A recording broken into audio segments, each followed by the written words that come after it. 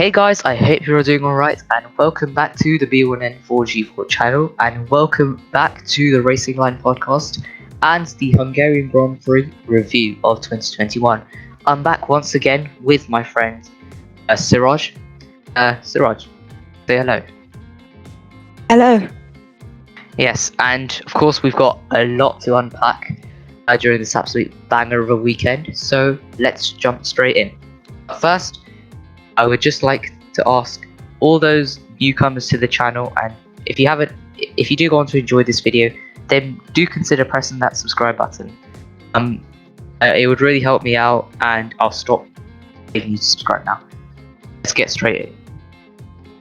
So on to qualifying, and well, saw the usual suspects out in Q1. Of course, Mick Schumacher crashed out in FP3 and couldn't take part in qualifying. But I guess the main shock was George Russell, who came out P17 at the flag, which is absolutely disappointing that George Russell cannot get a Williams F1 car out of Q1. Like, absolutely disgraceful. Like, am I right, Siraj? Well, yeah, I guess it was the first time in 2021 that George failed to get his Williams out of Q1. I guess at the end of the day, the Williams is one of the slowest cars, and I guess he just couldn't do it this week. Of course, I was being sarcastic. I mean, George Russell not getting out of Q1. I mean, it's the Williams. Like, what do you expect? On to Q2, and we saw the usual people out again. Amongst these was Daniel Ricciardo once more. I mean, there's not really much to comment on that, as that'll just make all the Daniel Ricciardo fans depressed, like me. Also, in more drama in Q2 followed as Sainz crashed out. More drama in Q2 followed as Sainz crashed out on the last corner. Siraj, what do you think happened there? Well, with Sainz, I'm guessing he was just on a flying lap, pushing a bit too much, and then just ended up getting it all wrong at the final corner and just putting it in the wall. And ended up finishing P15, I believe, and it's disappointing for Sainz considering how strong the Ferraris had looked in the practice sessions. Yeah. Moving on to Q3, and it was Lewis Hamilton's first lap that ended up getting him pole. Of course, there was a bit of tussling on the second lap, as Lewis, he was holding up both Red Bulls, and this meant that Sergio Perez couldn't get to do his second flying lap. I mean, right, do you think he would have done this on purpose? I mean, Lewis, he's a competitive driver, and I think at some point in that season, Mercedes had accepted that maybe they did not have the fastest car anymore. Maybe, just maybe, Red Bull had the fastest car, and Hamilton, being as competitive as he is, he would have certainly at some point on his outlap seen the two Red Bulls behind him and been like, oh, this is a good opportunity, I'll just go a little bit slower on my outlap to prevent them from getting a lap in, and that's exactly what he did.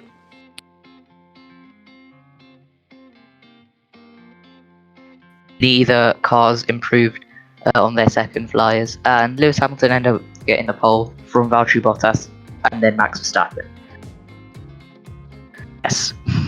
On to Sunday, and well, it was wet, it was Hungary. This looked to be quite good on the opening laps.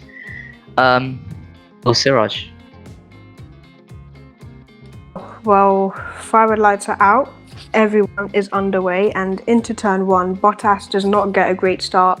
Immediately gets passed by Lando Norris and some other cars, and then gets the braking all wrong at turn one.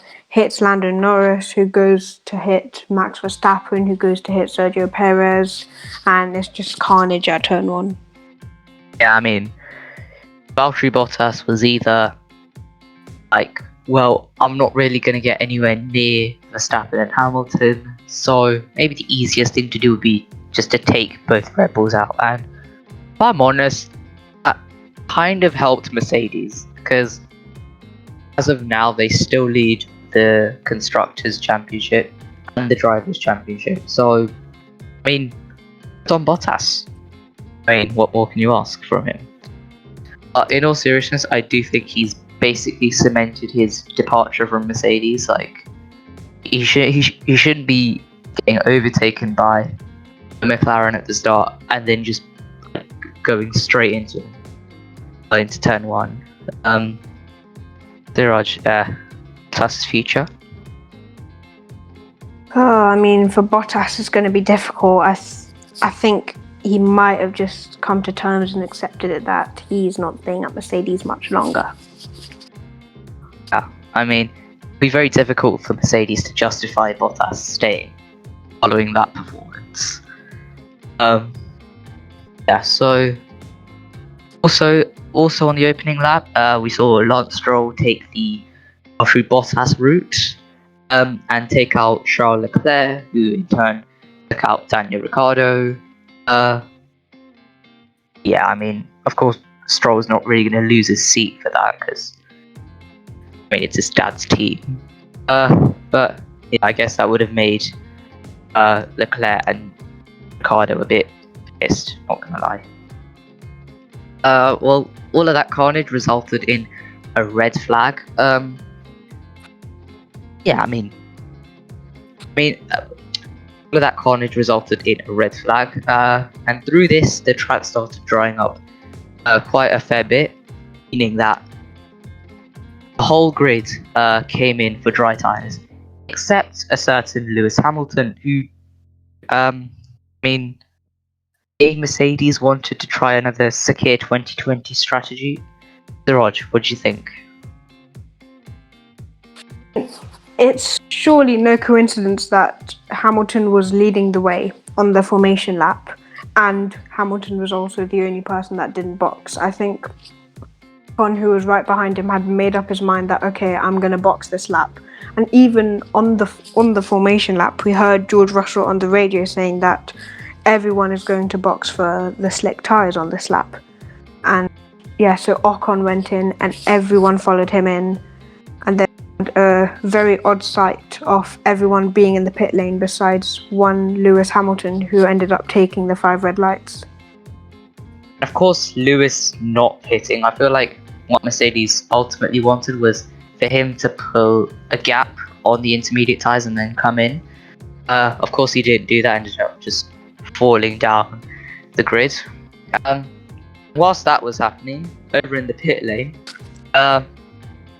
Kimi Raikkonen decided to please F1 Twitter and Netflix by taking out Nikita Mazepin. I remember seeing Gunther Steiner's reaction to that, and let's be honest, there's going to be a whole episode on Netflix dedicated to that. Right, Siraj? Yeah, anything less than one episode on that, I would be disappointed. Yeah. Well, aside from Netflix, as the race got underway, Lewis Hamilton came back in to the pits and tumbled down to out the points, which meant that Esteban Ocon led the race, which of course, I mean, he'd go on to win, which really was quite something. And also, George Russell somehow made his way to P2 until he had to give all those positions back and then fell down to behind his teammate. But he was still in the points, right, Siraj? Yeah, I mean, he was still in the points. He was still in the points. Latifi was still in the points. So, all in all, excellent day for Russell, excellent day for Williams as well. Yeah. I mean, this obviously meant that they weren't P10 in the Constructors' Championship for the first time since 2019, which, I mean, that's really saying something about Williams' performance over the last few years. Also, some drama further down the grid.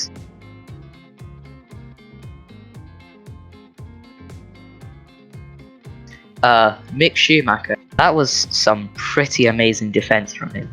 And I mean, it just shows he's a rookie, and being able to keep a Red Bull behind you for that long in a Haas is I mean, it really is something, isn't it, Saraj? Yeah, it really was excellent to see the rookie Mick Schumacher managing to do such an amazing job. And as you were saying, he managed to keep a Red Bull behind. And at this point, it wasn't any old Red Bull, it was Max Verstappen, one of the best Yeah. overtakers in motorsport currently. Yeah. I mean, Verstappen had to literally bang tires with Mick to like eventually barge his way past. Obviously, he lost a fair amount of time to that, but it was great stuff to watch. Yeah. Moving further on to a few more pit stops in the race. Lewis Hamilton did the undercut on Daniel Ricciardo and Max Verstappen. I mean, I guess that sort of made up for their pretty weird strategy call following the red flag. And ultimately, Lewis would go on to finish P3, didn't he? Yeah, he did. Moving further on the race, Lewis Hamilton, I guess he was trying to get his way back up to the top 3.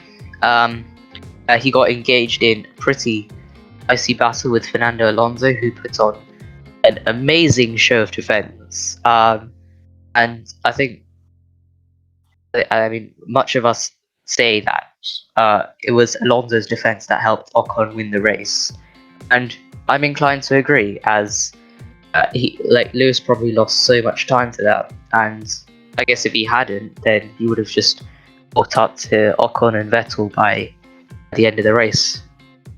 Siraj, what do you make of that? Yeah, of course we saw Fernando Alonso in an Alpine, one of the slow cars, one of the middle to lower midfield cars, managing to defend from Lewis Hamilton, the 7-time world champion. Of course, that's just like all of Alonso's years of experience just coming into play here, and I believe he managed to defend from Lewis Hamilton for, I think it was 10 or 11 laps, from lap 55 to 65, where he eventually got overtaken. But yeah, as you said, those 10 laps that he managed to keep Hamilton behind, I think that really changed the whole race and made it from Hamilton certainly managing to get the win to him not getting the win. Yeah. I mean, of course, Alonso's no slouch either. He's a 2-time world champion. And yeah, he really assisted in his teammates winning. I mean, we saw after the race as well, Ocon and Alonso. I mean, Alonso congratulating Ocon, and overall good bit of sportsmanship between the two drivers. Well, I guess not a lot happened after that. So fast forward to the end, Esteban Ocon on his first ever Grand Prix in F1, and it really was a happy sight to see. I mean, Esteban Ocon had a pretty tumultuous few years in Formula 1, of course, being dumped from Force India, and then just made this sit at the Mercedes simulator for a year. Comes back at Renault, and he's obviously not at his best. And now, in 2021, getting out of Q1 quite a few times, and now obviously winning a Grand Prix. Must have really boosted his confidence. Don't you think, Siraj? Yeah, it must have. This really helped him. As you said, all the hard years he's had since 2018, really, it's just been hard times for him. And yeah, what a comeback for Esteban Ocon, showing what he can do. Yeah. Sebastian Vettel ended up taking P2 at the checkered flag. Of course, the following day, he was later disqualified as stewards couldn't take an appropriate fuel sample out of his car. I mean, quite sad that Vettel couldn't get to keep the 18 points, but I mean, he got there. I'm pretty sure he got to P2 through some degree of merit, right, Siraj? Yeah, I mean, of course, from the turn one chaos, he, like Esteban Ocon, managed to gain out of it. And yeah, as you said, it was just really unfortunate. Again, Vettel driving for Aston Martin, again, like a midfield car that you really wouldn't expect to see up on the podium. So he had to do a magnificent job to get it up there. Of course, we saw him have an amazing fight with Esteban Ocon. So it was just unfortunate that Vettel, from his second place, his 18 points just snatched away from him. Yeah. Well, that ultimately meant that Lewis Hamilton ended up taking P2 by the checkered flag, and Carlos Sainz took P3. I saw Ferrari's tweet on it. At Carlos Sainz 55 takes P3 after the second place finisher is disqualified, and Aston Martin responded to that with a picture that said, "My name is Sebastian Vettel." Of course, the F1 the F1 team's Twitter people can get a bit spicy at times. But yeah, I mean, I don't know why Ferrari did that. Like that was like a bit disrespectful in my opinion. Yeah. Aside from that, with that weekend over, Lewis Hamilton jumps into the lead of the World Championship with 195 points, following his promotion to P2.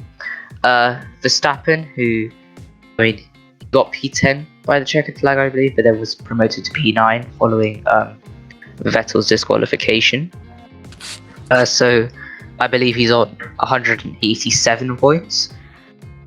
Williams now currently have 10 points. 10 points.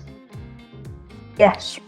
Yes, that was 10 points in the bag for Williams. I mean, obviously, it shows that they are really coming back after their pretty dismal last few seasons, right, Siraj?